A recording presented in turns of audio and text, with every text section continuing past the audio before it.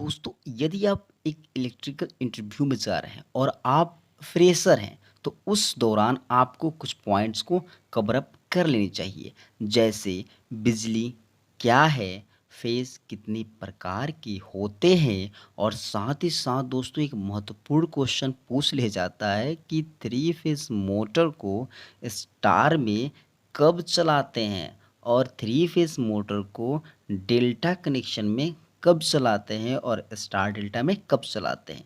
दोस्तों आप इस वीडियो को शुरू से अंत तक देखें, आपको कुछ न कुछ बहुत कुछ सीखने को मिलेगा। तो चलिए स्टार्ट करते हैं हम अपने पहले क्वेश्चन को और समझ लेते हैं। दोस्तों बिजली क्या है? इसके बिना तो आज का जीवन अधूरा है।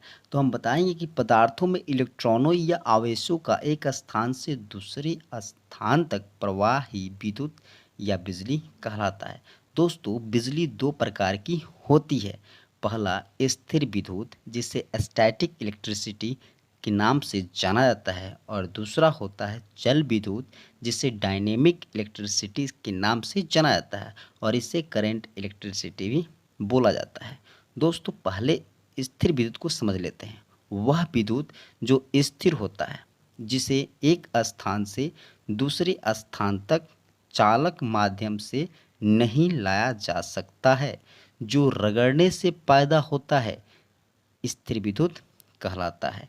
दोस्तों यह विद्युत हमने आसपास देखा ही होगा। कलम को बाल में रगड़ने से मतलब पेन में उत्पन्न विद्युत, आकाशीय बिजली इत्यादि, यह भी विद्युत खतरनाक होते हैं, तो इसे हम सामान्य विद्युत ना समझें। दोस्तों अब बात कर लेते हैं चल विद्युत की। तो चालकों को चुंबकीय क्षेत्र में या चुंबकीय क्षेत्र को चालक के इर्द घुमाने से उत्पन्न विद्युत वाहक बल गतिशील विद्युत कहलाता है। जैसे हमने बैटरी से जो विद्युत मिलता है, डायनेमो से जो विद्युत मिलता है, अल्टरनेटर से जो विद्युत मिलता है, इसमें डायनेमो और अल्टरनेटर से हमें जो विद्युत मिलता है वो चल विद्युत कहलाता है और बैटरी से जो मिलता है वो भी चल विद्युत ही होता है। यह दो प्रकार का होता है। अल्टरनेटिंग करेंट जिसे एसी बोला जाता है और एक डायरेक्ट करेंट जो कि डीसी कहलाता है। दोस्तों चल विद्युत जो डायनेमिक इलेक्ट्रिसिटी या करंट इलेक्ट्रिसिटी रहता है, इसी इलेक्ट्रिसिटी मतलब विद्युत का हमारे घरों में चाहे कहीं भी इंडस्ट्री में यूज किया जाता है। स्टैटिक इलेक्ट्रिसिटी का यूज नहीं किया जाता है। फेस कितने प्रकार के होते हैं, जिसे हम फेस बोलते हैं उसे हम फेज भी बोलते हैं। तो फेज तीन प्रकार के होते हैं। पहला सिंगल फेज, दूसरा डबल फेज और तीसरा होता है हमारा थ्री फेज। अब बारी बारी से इन तीनों फेजेस के बारे में कुछ जानकारी हासिल कर लेते हैं। दोस्तों सिंगल फेज की बात करें तो थ्री फेज में किसी भी एक फेज को सिंगल फेज कहते हैं। सिंगल फेज वोल्टेज एक फेज और न्यूट्रल के बीच मापा गया वोल्टेज होता है, जो 220 वोल्ट या 240 वोल्ट होता है। दोस्तों यह हमारे यहाँ 220 वोल्ट भी होता है, 215 वोल्ट भी, ऐसे अप डाउन होते रहता है वोल्टेज, लेकिन हम 220 वोल्ट बोलते हैं सिंगल फेज को। डबल फेज की बात करें तो थ्री फेज में किसी भी दो फेज को डबल फेज कहते हैं। इनके बीच वोल्टेज 440 वोल्ट होता है। हम कहीं पर 420 वोल्ट देखते हैं, 430 वोल्ट देख लेते हैं, तो 440 वोल्ट ऐसे माना जाता है। लेकिन बता दो दोस्तों 415 वोल्ट भी थ्री फेज को माना जाता है। थ्री फेज की बात करें तो ट्रांसफार्मर या अल्टरनेटर से प्राप्त तीनों फेज को थ्री फेज कहते हैं। दोस्तों थ्री फेज को हम मल्टीमीटर किलोमीटर से डायरेक्टली नहीं माप पाते हैं, मतलब थ्री फेज को नहीं मापते हैं, हम डबल फेज को ही मापते हैं। थ्री फेज को मापने का मतलब हुआ दो फेज, थ्री फेज में से दो फेज की वोल्टेज को मापना ही थ्री फेज वोल्टेज कहलाता है।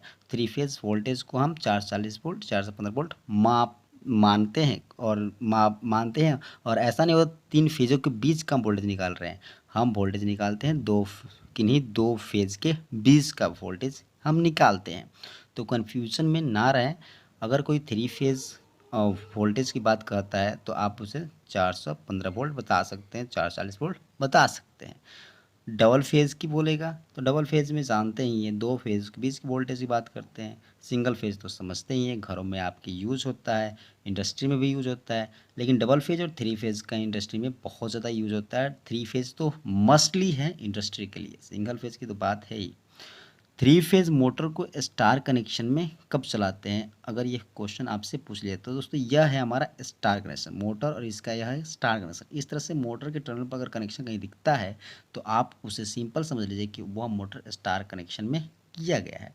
स्टार कनेक्शन बहुत ही इम्पोर्टेंट कनेक्शन है क्योंकि इस सिचुएशन में मोटर कम करंट लेती है।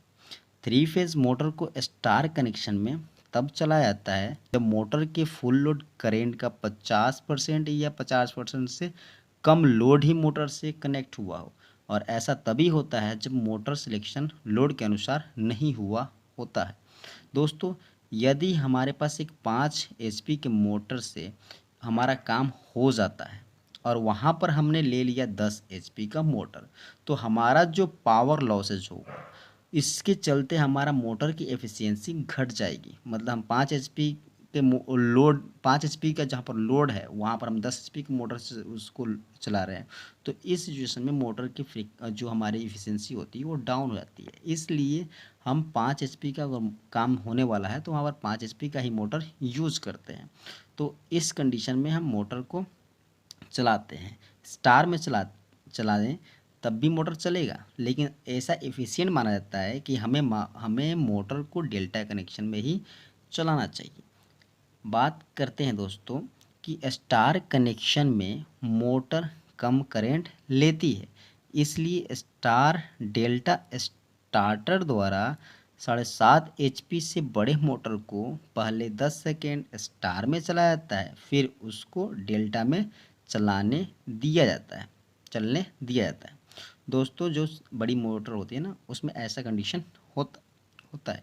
मोटर को स्टार कनेक्शन में इसलिए चलाया जाता है ताकि मोटर का एफिशिएंसी अच्छी रहे, मतलब आउटपुट पावर और इनपुट पावर का परसेंटेज 80-90 के बीच रहे। दोस्तों, यह कंडीशन है कि अगर कम लोड है और वहाँ पर हमने ज़्यादा पावर का मोटर लगा दिया, उस कंडीशन में हमें उसको स्टार कनेक्शन में ही चलाना होता है ताकि मोटर की एफिशिएंसी बरकरार रहे। थ्री फेज मोटर को डेल्टा कनेक्शन में कब चलाते हैं? दोस्तों, यह है मोटर और यह है उसका टर्मिनल, और इस टर्मिनल का कनेक्शन इस तरह से जब होता है तो उसे हम डेल्टा कनेक्शन कहते हैं। डेल्टा कनेक्शन में आमने सामने की जो टर्मिनल होते हैं उसको एक पत्ती से कनेक्ट कर दिया जाता है, उसमें RYB दे दिया जाता है। तो इस तरह का कनेक्शन अगर कहीं भी दिखता है दोस्तों तो उसे आप डेल्टा कनेक्शन में समझें। डेल्टा कनेक्शन बहुत ज़्यादा उपयोग होने वाला थ्री फेज सिस्टम का कनेक्शन होता है।